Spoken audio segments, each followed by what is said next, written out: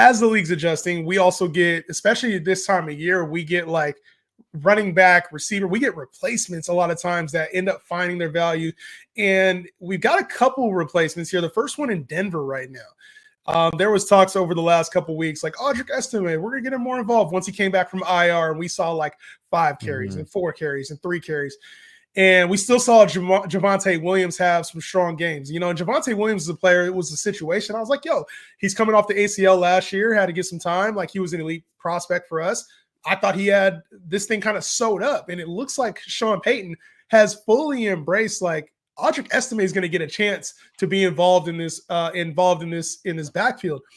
Only 1 carry here for Javonte Williams, 2 catches in the receiving game, which is a stark difference from what he had seen over the last couple of weeks. And Audric Estime, I don't think he touched 10 carries, but it was getting close to that.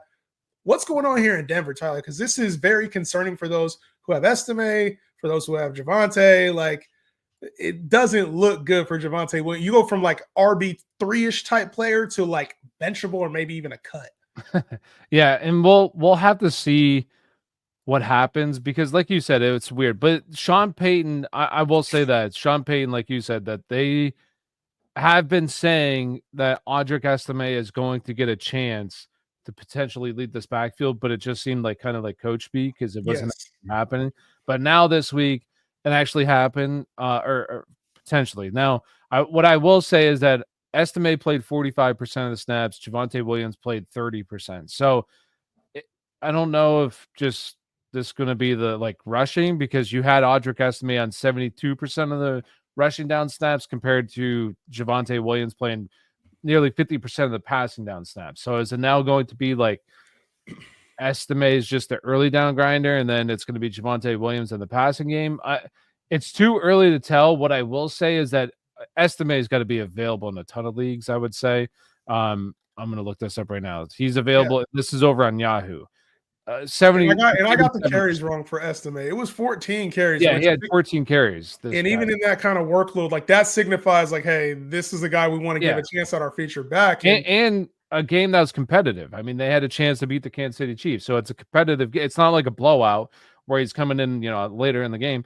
This is throughout the entire game. So on a week, this is where waiver wire becomes really important. And he's a guy that I would spend a decent amount of fab on, because this might be the last kind of guy that you have an opportunity to get that could be a lead back on a team that's been pretty decent. And maybe next week, it goes back to Javonte Williams. Who knows? Or they're like, man, Audric Estime, he looked pretty good out there. Let's keep it going and keep feeding him. And for the rest of the year, he ends up being kind of like the guy. It's one of these situations where you just got to, take the chance, and you may get a solid RB2 the rest of the way. Who knows? Or the next couple weeks, a guy you could probably cut. Who knows? So definitely a guy that I would be looking for on the waiver wire 100%, because you got the opportunity, and we'll see what happens. I hate running backs like this, because they're running backs in a split, and then they're also very touchdown dependent. It kind of reminds me of like the Bucky Irving pickup versus like a Tyrone Tracy, where Tracy, we know he can get it in the receiving game. We'll see a lot of different ways they touch the football. Irving and Estime, we know it's in the ground game, and there's not a lot of receptions to go around for those guys. So you also tie that to maybe not the most explosive offense in the NFL with the Broncos here. So it's like you're really hunting that touchdown with Estime. He becomes a tough player to trust. He becomes one of those who do you start players now every single week for your lineup because of that. So I heard the offseason hype about Estime, and now we're getting a player who, you think about 14 carries. For most running backs that you want to start in your lineup, you're hoping they crack the 10-point marker. Yeah. We're talking about a guy that he didn't even crack, 60 yards. So that's tough. That's a tough player to start on a weekly basis. I think I would still be holding out hope for some reason that like Javonte still has some value. I would hold out one more week and just see if this is like. But it's starting to feel like a replica of what's going on in Tampa with Rachaad White and Bucky Irving, where we might see a hot hand approach to this thing. Yeah. Well, I would, and the one thing that I'll kind of push back on with Estime, being, seeing what he saw this weekend and maybe not catches or whatever. Now, he did play Kansas City. Kansas City has been elite this year against running backs. They're giving up the fewest points per game to running backs on the season. The other thing too is maybe he just wasn't healthy. He was coming off of IR. He's also a newer player. He's a rookie, had to figure out the offense. And now maybe they're in a spot where they just feel comfortable and maybe his role just continues to grow and he kind of takes over. Who knows? So it's one of those situations where I would add him definitely if he's available, make him my top ad, and then just kind of see what happens. I'm not saying throw him in your starting lineup, but if this is 2 weeks where now say it goes from 45% snap share up to like 60%, well, then he's probably going to be a guy that you're going to be able to throw in your starting lineup going forward. But time will tell. This could be a 1 week thing. Who Yeah. knows? It We feels don't like know. an ugly three-headed monster of some sort. Like it's Could just be. kind of Yeah. ugly, and like the passing game work probably split. Javonte kind of feels like the guy that will play the backup now to both roles, and that's his workload. I just feel like with Estime in standard leagues, you're good. Like, go ahead, but I feel like with Estime, I mean, even what are we gonna see? 15 to 20 touches at best. Like, and he still needs a touchdown because he hasn't. I don't think he has a target in the receiving game.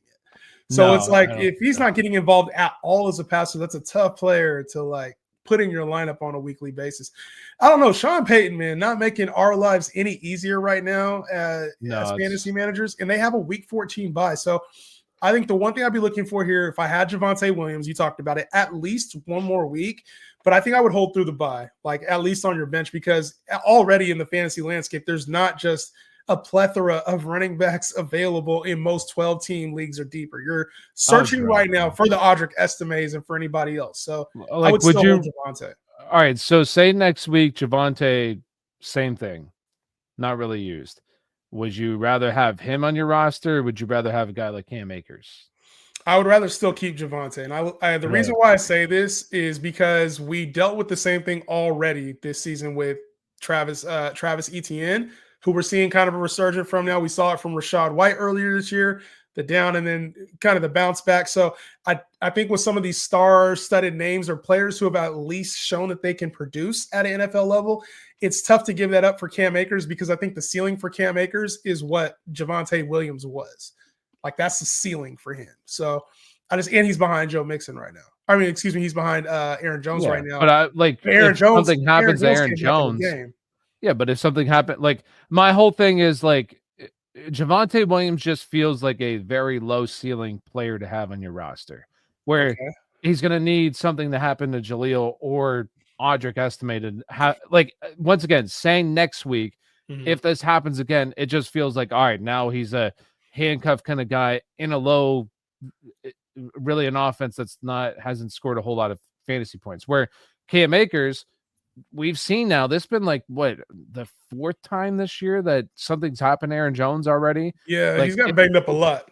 if something happens to Aaron Jones and now Cam Akers, who seems like he's the clear lead backup now at this point, something happens to Aaron Jones, like Cam Akers, in my opinion, is just way more upside than what Javonte Williams would possess outside of an injury as well. So I like, look at it like this.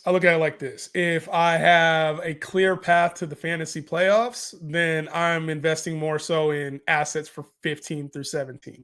If I don't, if I got to get through these buys, I probably hold on to Javonte Williams through the trade deadline and through maybe a couple buys just in case something happens. But I don't think you have time to like wait on assets like a Trey Benson if he's out there or some of these other guys, a Cam Akers. You don't have time to wait on an injury. You have to get wins right now and have players who are actually playing. I think Javonte, there's a case for him on a week-to-week basis, probably depending more on the matchup than anything. But